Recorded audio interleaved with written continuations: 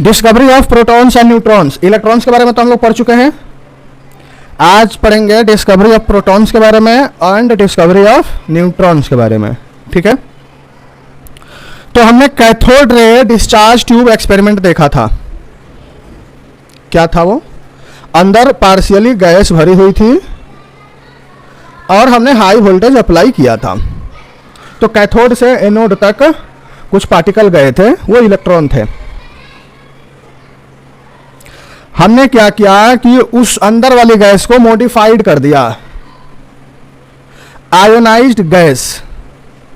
Ionised gas को अंदर डाला, यहां से हाई वोल्टेज अप्लाई किया,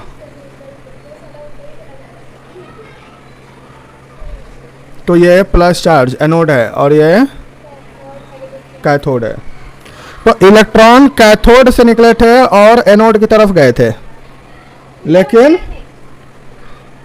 लेकिन ऐसा देखा गया कि जो चार्ज्ड गैस है ये पॉजिटिव चार्ज वाली बिहेवियर शो कर रही है, क्योंकि ये एनोड से कैथोड की तरफ जा रहे हैं। ठीक है, तो ये एनोड से कैथोड की तरफ जा रहे हैं, तो इनका नाम दिया गया कैनाल रेज। कैनाल रेज, इनके बारे में देखा गया कि unlike cathode rays, mass of positively charge particle depend upon the nature of gas. Of course nature of gas पे डिपेंड करेगा। देखो कैथोड रे में क्या था, वो इलेक्ट्रॉन थे उसमें, तो इलेक्ट्रॉन किसी के भी हो उनका मास बराबर होगा, वो गैस से इंडिपेंडेंट था। लेकिन इसमें पॉजिटिव आयंस है, तो आयंस अलग अलग, गैस के आयंस अलग अलग होंगे। हाइड्रोजन का आयन अलग होगा, ऑक्सीजन का आयन अलग होगा, क्लोरीन का आयन अलग होगा। ठीक है, सोडियम आयन अलग होगा, पोटेशियम आयन अलग होगा। तो अलग अलग गैस के अलग अलग आयंस होते हैं, तो इनका मास भी अलग अलग होगा। तो इनका मास जो था चार्ज पार्टिकल का, पॉजिटिव चार्ज पार्टिकल्स का, वो गैस के नेचर पे डिपेंड कर रहा था। ठीक है, these are simply the positively charged gaseous ion. ये क्या है? पॉजिटिवली चार्ज गैसियस आयन है। तो जैसा गैस वैसा उनका मास। समझ आया?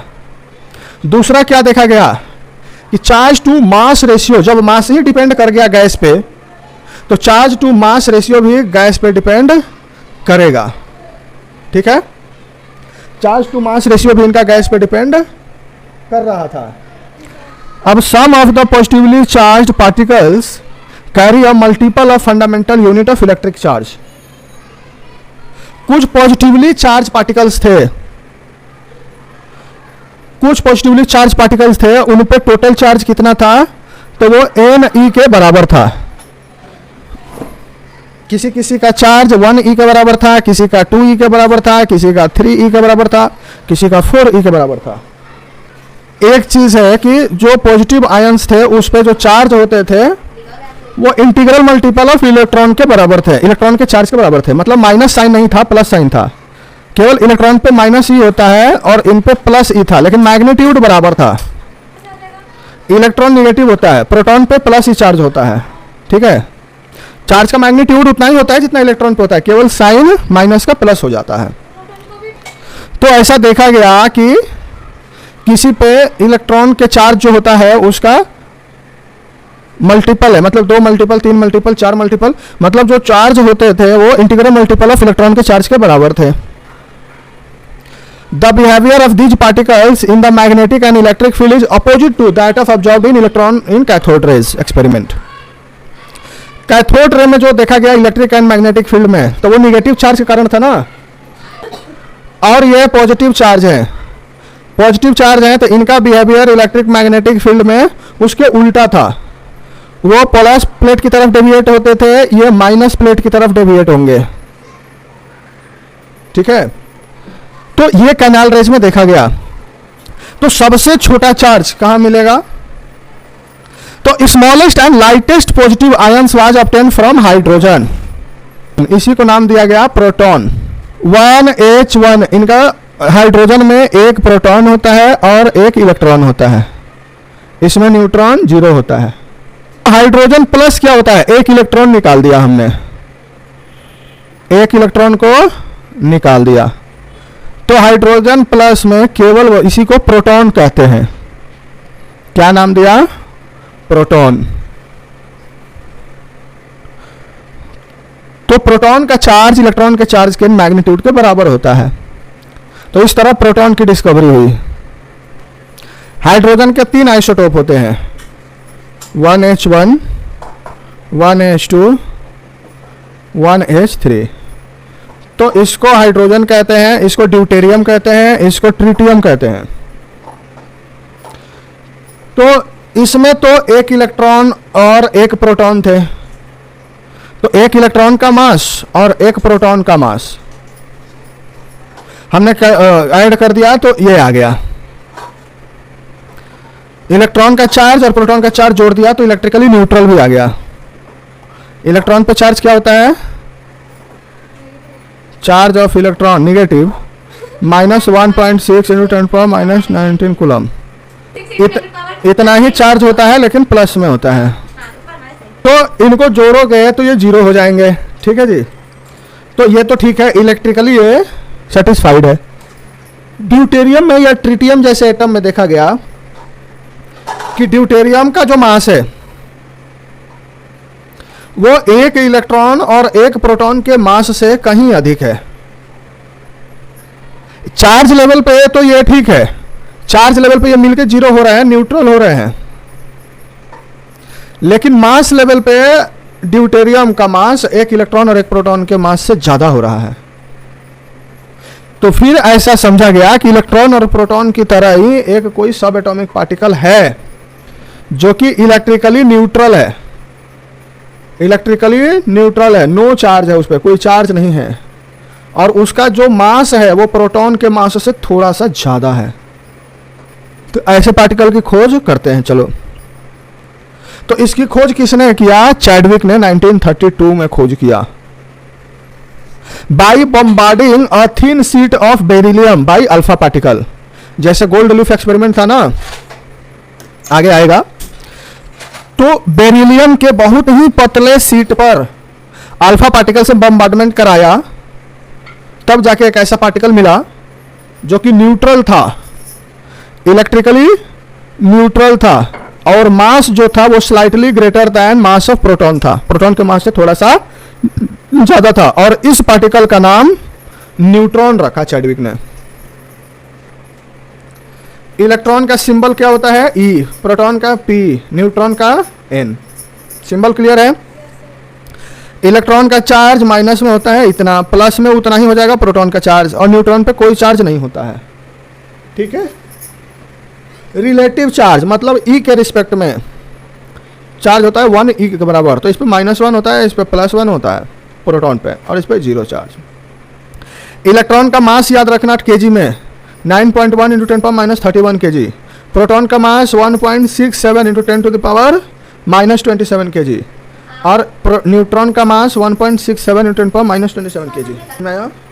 मास नंबर के टर्म में इतना होता है इनका मास। इलेक्ट्रॉन का मास कुछ नहीं लिया जाता मास नंबर में। ठीक है। तो अब हमें सब एटॉमिक पार्टिकल्स मिल चुके थे। तो शुरू में कहा गया डाल्टन के द्वारा कि एटम्स आर नॉन डिविजिबल, लेकिन बाद में पता चला कि इनमें प्रोटॉन भी होता है, इलेक्ट्रॉन भी होता है, प्रोटॉन भी होता है, न्यूट्रॉन भी होता है। सब एटॉमिक पार्टिकल्स की खोज हो चुकी थी अभी तक। तो ये पार्टिकल्स कितने होते हैं? हाउ मेनी, कितने होते हैं? और ये पार्टिकल्स का अरेंजमेंट एटम्स के अंदर, इन पार्टिकल्स का अरेंजमेंट, सब एटॉमिक पार्टिकल्स का अरेंजमेंट एटम के अंदर कैसे होता है कि वो स्टेबल रहे। तो इसके बारे में डिमांड होने लगी। मतलब अल्टीमेटली कहे तो एटॉमिक मॉडल की डिमांड होने लगी कि भाई कि एटम के अंदर सब कुछ कैसा होता है, एटॉमिक मॉडल कैसा होता है, इसकी डिमांड होने लगी। स्टेबिलिटी ऑफ एटम को लेकर सवाल थे दुनिया के पास। To compare the behaviour of element in terms of both physical and chemical property, to explain information of different kinds of molecules by combination of different atoms. ये कैसे अलग अलग मॉलिक्यूल क्यों बनाते हैं, ये क्वेश्चन भी था इनके पास। भाई एटम्स ही तो मिलकर मॉलिक्यूल बनाते हैं, तो अलग अलग मॉलिक्यूल्स क्यों बनाते हैं, किस कंडीशन में बनाते हैं? To understand the origin and nature of the characteristic of electromagnetic radiation observed और इमिटेड बाय एटम। कोई भी एटम है वो इलेक्ट्रोमैग्नेटिक रेडिएशन क्यों इमिट करता है या क्यों ऑब्जर्व करता है, इसके बारे में भी क्वेश्चन आने लगा था। तो इन सब का उत्तर तभी मिलता जब एक परफेक्ट एटॉमिक मॉडल मिलता। Different atomic models were proposed to explain the distribution of charge particles in atom. बहुत सारे डिफरेंट एटॉमिक मॉडल्स आए, बहुत सारे तो स्टेबिलिटी को ही एक्सप्लेन नहीं कर पाए। जे थॉमसन मॉडल और रदरफोर्ड मॉडल, ये दो मॉडल ऐसे थे जो बहुत सारी चीजें एक्सप्लेन कर पाए। ये भी पूरी तरह कंप्लीट नहीं थे, लेकिन कुछ चीजें एक्सप्लेन कर पाए ये लोग भी। तो सबसे पहले थॉमसन मॉडल देखते हैं क्या था। तो जे थॉमसन ने 1898 में एक मॉडल दिया स्फेरिकल शेप में। उसने एटम्स को स्फेरिकल शेप में एक मॉडल बताया। तो वाटरमेलन मॉडल से याद रखना, वाटरमेलन मॉडल से ये याद रहेगा मॉडल। इन्होंने क्या बोला था? इन्होंने बोला था कि पॉजिटिव चार्ज जो होते हैं वो यूनिफॉर्मली डिस्ट्रीब्यूटेड होते हैं और निगेटिव चार्ज जो होते हैं, जो इलेक्ट्रॉन होता है, वो एम्बेडेड होता है इनमें इस तरीके से कि मोस्ट स्टेबल इलेक्ट्रोस्टैटिक अरेंजमेंट हो पाए। मतलब जितना पॉजिटिव उतना निगेटिव इफेक्ट हो पाए। वाटरमेलन मॉडल से कैसे समझेंगे? तो जो वाटरमेलन के अंदर ईडेबल पार्ट होता है, जो रेड पार्ट होता है, उसे इन्होंने बताया प्लस चार्ज यूनिफॉर्मली डिस्ट्रीब्यूटेड है। और जो उसमें सीड एम्बेडेड होते हैं वाटरमेलन के अंदर ब्लैक, उसे इन्होंने बोला था इलेक्ट्रॉन।